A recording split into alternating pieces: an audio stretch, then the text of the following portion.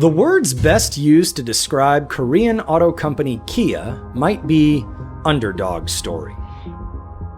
In the 1990s, Kia was a low-end brand, even kind of a joke. They were absolutely terrible vehicles. We had reliability information on, the reliability was terrible, the performance was terrible. After saving it from bankruptcy in the late 1990s, its parent company, Hyundai, went on a hiring spree to rebuild Kia's identity. It took risks with cars like the fast liftback Stinger and the blockbuster Telluride SUV. The brand started winning awards, garnering praise. And the winner is the Kia EV6. It's just like this insane turnaround from a brand that most people would say, I've never heard of, to I want that in my driveway. Sales have increased threefold in the US over the last 20 years, and now it's one of the most marked up brands in America. We had a record in 2022. First 6 months of this year, we have more vehicles that have received IQS awards this year than any other brand. And now it wants to take on the EV market, where it's already making waves. But all is not easy on this path. An EV sales surge in 2022 has given way to around a 30% decline in 2023. Lawsuits from several US cities over stolen vehicles, recalls over fire risks, and a snub from the federal government looking to boost American EV manufacturing.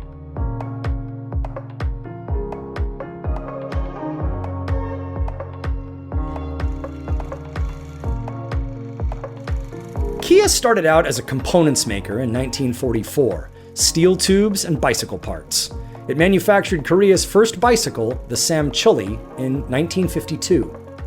Then came the K360 three-wheeler in 1962, and the T600 in 1969, and the Brisa, first as a pickup in 1973, then a passenger car the following year. In 1994, Kia entered the US. The company's early image in the United States was primarily that of a value brand with an undistinguished product. Many early cars didn't even have airbags unless you added them.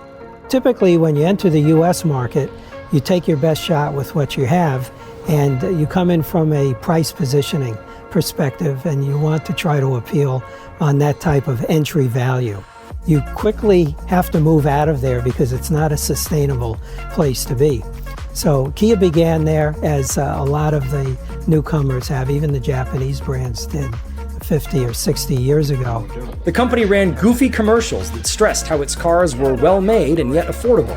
Why subject our cars to all this abuse? Because we think it's about time everyone had a well-made car. The brand also expanded slowly across the US, beginning in the western states. They had a very confused identity in the 90s. I hate to say this, but it's like, almost like corporate strategy was like, let's throw spaghetti at the wall and see what sticks. Vehicles like the Kia Borrego, which was this bizarre vehicle that was an SUV that looked like a car-based SUV, was based on a truck. They had the Kia Amante, which was this car that was trying to look like a Jaguar or something that was just terrible. Turns out that was just the beginning of its problems. In 1997, Kia, which at the time was the second largest Korean automaker behind Hyundai, went bankrupt. That contributed to the Korean financial crisis. Ford and Hyundai got into a bidding war, and despite the Korean government's resistance, Hyundai, which wasn't in very good shape itself, rescued Kia in 1998. The Korean government was hoping that Ford's entry into the country would boost foreign investment and bring technological know-how. Hyundai paid about $912 million in cash and was given a condition that about $5.8 billion in debt would be written off in return for a 51% stake. The company was restructured so that the two automakers could share platforms, components, technology, and leadership. Over time, Hyundai has reduced its stake to about 33% of the company. I think the big change was when Hyundai took over a leadership position and they started using some of the Hyundai platforms. And Hyundai was obviously going gangbusters. Kia went right along for the ride and in some ways bested Hyundai at their own game. In the mid-90s and early 2000s, Kia was ranked at or near the bottom of pretty much every list possible. But around 2012, things started to change. That was the marked year that we started to see them receiving some awards and receiving awards on a consistent basis for both J.D. Power's studies. Take J.D. Power's 3 big surveys. The initial quality study measures problems or complaints owners have after the first 3 months of ownership. Vehicle dependability measures the same after 3 years. The appeal study is a similar study, but rather than focusing strictly on quality issues, looks at satisfaction with design, performance, safety, usability, comfort, and other factors. Kia has won at least 1 initial quality award and 1 appeal award every year since 2012. From 2015 to 2020, 6 straight years, it was the #1 mass market brand in the initial quality study. The 2012 model year received a dependability award 3 years later, in 2015, like clockwork. Then the pattern gave way to records.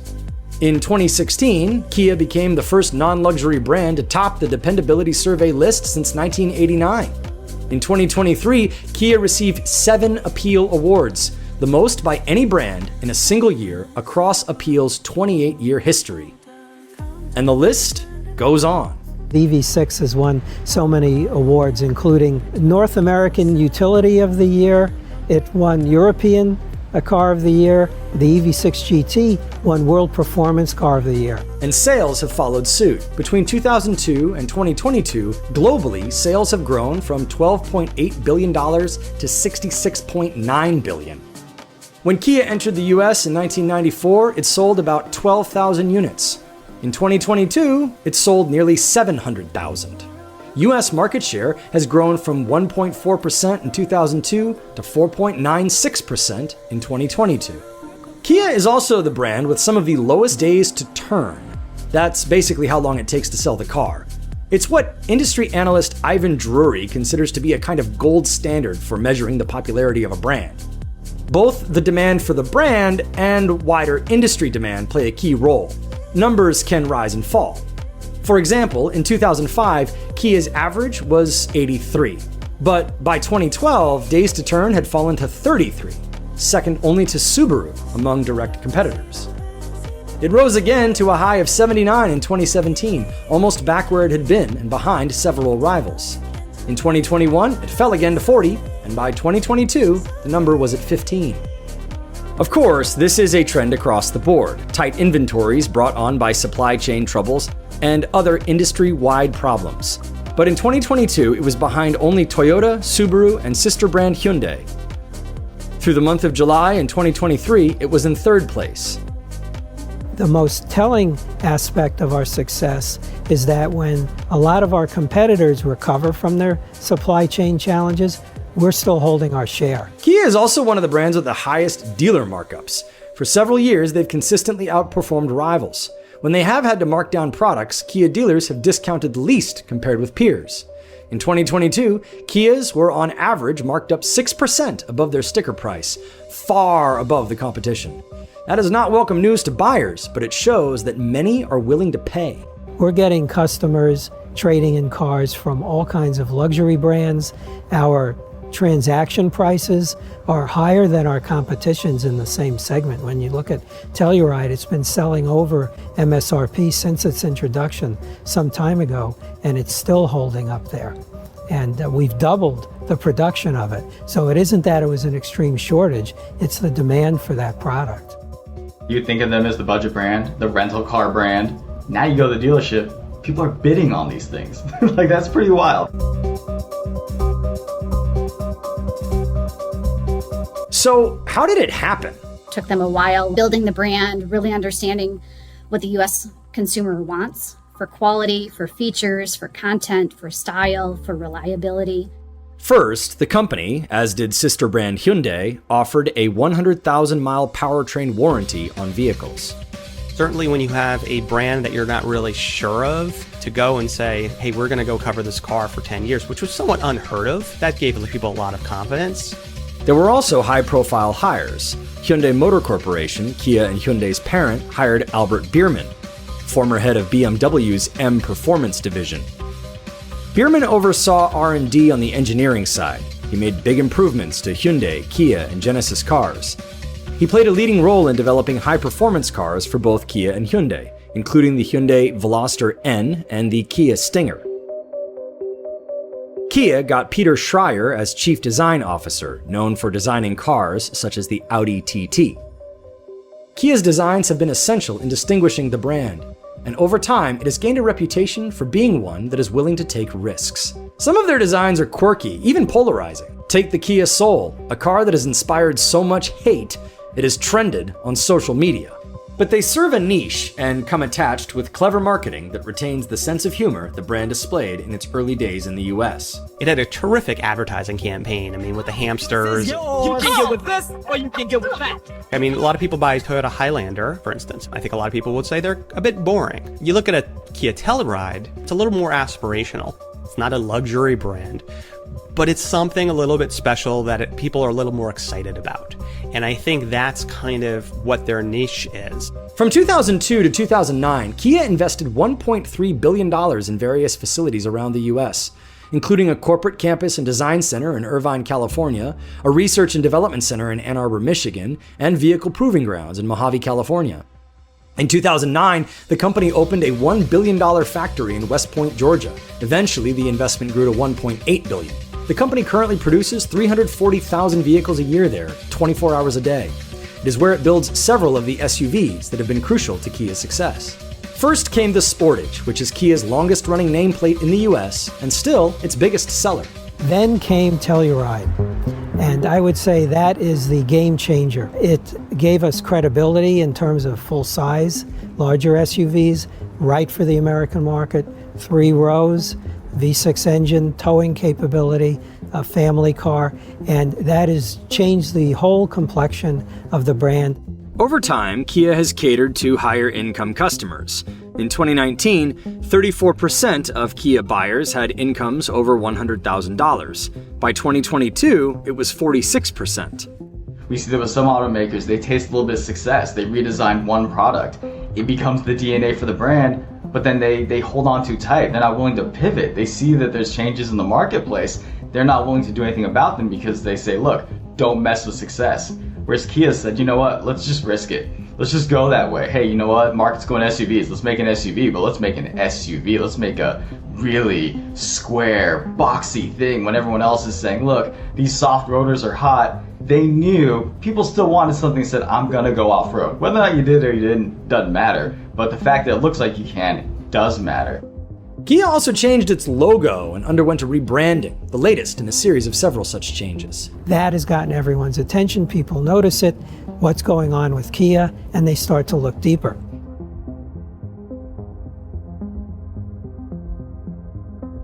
Today, Kia wants to be seen as a sustainable mobility solutions provider.